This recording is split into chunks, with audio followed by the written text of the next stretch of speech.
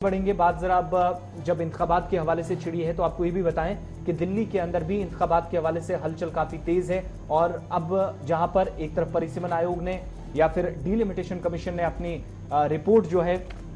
वो पेश कर दी है, तो पार्लियामेंट का मॉनसून इजलास कल से शुरू होने जा रहा है और हदबंदी की रिपोर्ट इजलास में पेश की जाएगी, इस तरह की इतलात हैं। खबर यह भी है कि काबीना कश्मीरी पंडितों और मगरबी पाकिस्तान से आए जो मुहाजिरीन हैं उनकी नामजदगी पर भी गौर कर सकती है। कॉपियां जो राज्यसभा और लोकसभा तक पहुंचा दी गई हैं, जो डिलिमिटेशन कमीशन की रिपोर्ट थी, उस हवाले से मजीद कोई पेशरफ्त हो सकती है। और खबर यह है कि वजारत दाखिला ने कुछ जवाब और हिज़्ब इख्तिलाफ ने कुछ सवाल जो हैं वो इस समय जो है वो तैयार कर लिए हैं। अब ये बड़ा मामला है क्योंकि हाल के दिनों में हम ये भी देखा था जब हदबंदी कमीशन की रिपोर्ट सामने आई थी तो इतलात ये भी मिली थी कि कश्मीरी पंडितों के लिए अलग से और जो पाकिस्तान ऑक्यूपाइड जम्मू कश्मीर से रेफ्यूजीज आए थे, वेस्ट पाकिस्तान से जो लोग आए थे, उनके लिए अलग से नुमाइंदगी होगी नहीं क्योंकि उनका भी देरीना मुतालबा था, तो उसमें भी ये पेशरफ्त हो सकती है और काबीना इस पर भी हतमी फैसला ले सकती है क्योंकि गौर इस पर किया जा रहा है। हमारे जराए बता रहे हैं 18 जुलाई से जहां कल से शुरुआत होगी इजलास की दिल्ली के अंदर पार्लियामेंट के मॉनसून की, तो दोनों ऐवानों में कहा जा रहा है कि ये रिपोर्ट रखी जाएगी, जबकि मरकजी काबीना कश्मीरी पंडितों और मगरबी पाकिस्तान से आए हुए लोगों की कानून साज असेंबली में जो नामजदगी है उस पर काम करेगी, इस तरह की इतलात हैं। जैसा कि कानून साजी को मुतारिफ कराने से पहले भी पैनल ने तजवीज़ किया था और साथ ही ये भी है कि पार्लियामेंट के कारोबारी जो शेड्यूल है उसको रोजाना की बुनियाद पर जारी किया जाता है और सरकारी जराये से यह भी पता चला है कि मरकजी वजारत दाखिला मुमकिना तौर पर हदबंदी कमीशन की रिपोर्ट पार्लियामेंट के दोनों ऐवानों में पेश करेगी। कल और परसों आप देखेंगे कि लोकसभा के साथ साथ राज्यसभा में भी हंगामे के आसार हैं जहां हदबंदी कमीशन की रिपोर्ट पेश की जाएगी। जम्मू कश्मीर के लीडरान भी डॉक्टर फारूक अब्दुल्ला, हसनैन मसूदी और मोहम्मद अकबर लोन, हो सकता है कि तीनों मौजूद रहें। राज्यसभा में कोई नुमाइंदगी नहीं है, उस पर भी सवालात पूछे जाएंगे। तो हिज़्ब इख्तिलाफ ने एक लंबी चौड़ी फहरिस्त इस बार तैयार कर ली है। दीगर मामला जो कौमी सतह पर काफी ज्यादा इस वक्त हाईलाइट हैं वो तमाम इश्यूज जो सर फहरिस्त हैं, लेकिन बड़ी बात है कि जम्मू कश्मीर के ताल्लुक से खूब बहस इस बार होने वाली है, इस तरह की जानकारी है। वजारत दाखिला रिपोर्ट पेश कर सकती है तो उस पर सवालात भी खड़े किए जा सकते हैं हिज़्ब इख्तिलाफ की जानिब से, जैसे कि पहले से ही इसके आसार नजर आ रहे हैं। चलिए, Syed Tajammul senior news editor हमारे साथ हैं। सैयद तजम्मुल, क्या पेशरफ्त की उम्मीद है? सिर्फ 12 से 15 घंटे बीते हैं, अभी बाकी हैं जब एक अहम इजलास दिल्ली के अंदर शुरू होगा। ये इजलास पिछले साल के मुकाबले काफी अहमियत का हामिल है, ना राज्यसभा के अंदर कोई नुमाइंदगी है और दिल्ली के अंदर जो जराया है वो ये भी बता रहे हैं कि शायद कश्मीरी पंडितों के हवाले से या फिर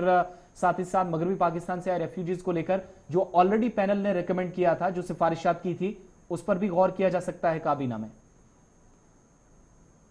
बहुत बहुत शुक्रिया आसिफ रशीद, रहमत कलीम, आपका भी शुक्रिया। जम्मू कश्मीर में राज्यसभा में हमारा कोई नुमाइंदा नहीं है, लिहाजा डिलिमिटेशन कमीशन की रिपोर्ट टेबल होने के बाद इस पे क्या मुख्तलिफ पार्टियां जम्मू कश्मीर के हवाले से अपनी आरा रखती हैं, इस सब का इंतजार हमें पार्लियामेंट सेशन लगने तक होगा। लेकिन लोकसभा में चूंकि जिस तरह से आपने बताया कि डॉक्टर फारूक रिटायर्ड जस्टिस और मोहम्मद अकबर लोन की तबीयत उतनी ज्यादा बेहतर भी नहीं है और बीते सेशन में वो ज्यादा एक्शन में भी नजर नहीं आए। डॉक्टर फारूक अब्दुल्ला बड़े वाइब्रेंट हैं और जस्टिस हसनैन मसूदी उनके साथ साथ रहेंगे।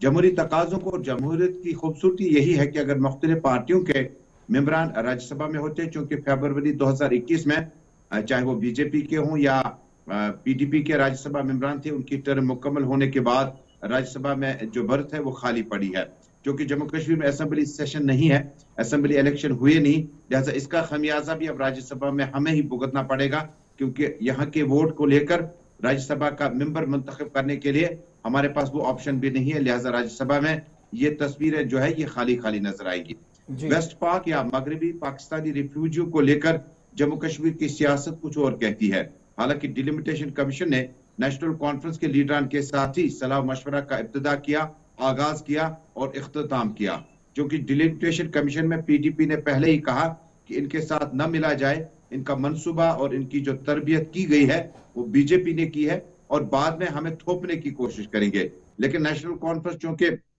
लोकसभा में 3 मेंबरान है उनके, और तीनों मेंबरान ने मीटिंग भी की और उसके बाद डिलिमिटेशन कमीशन से मुलाकात भी की। बाद में अगर आपको याद होगा कि डॉक्टर जतिंदर सिंह ने बाहर आकर कहा कि अंदर सब कुछ ठीक ठाक रहा, उन्हें कोई ऐसा एतराज खड़ा नहीं किया, लेकिन बाहर जो बोला वो अंदर के मुलाकात से मेल नहीं खाता है। बहरहाल ये सियासी कश्मकश चलती रही और आखिर पर नेशनल कॉन्फ्रेंस डिलिमिटेशन कमीशन में लोकसभा सीट अनंतनाग को रजौरी और बाकी इलाकों से जम करने के बाद इसे उस इलाकों के साथ जोड़ने के साथ जहां पर आपके तहजीबी, विरासती और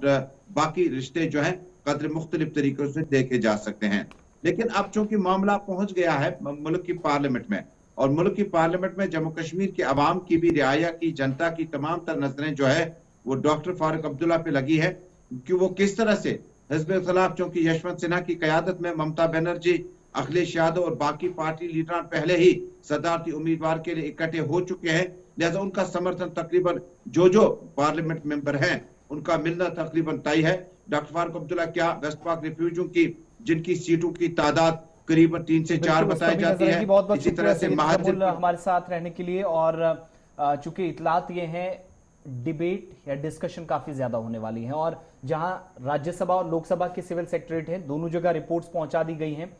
जो हदबंदी कमीशन के वजारत दाखिला की जिम्मेदारी होती है तो उसने वहां रिपोर्ट सौंप दी है, लेकिन खबर यह है कि पार्लियामेंट के अंदर जब पेश की जाएगी तो उस पर काफी बहस मुबाहिसा होने वाला है। इधर जहां पर हिज़्ब-ए-इख्तिलाफ की बात हो रही है तो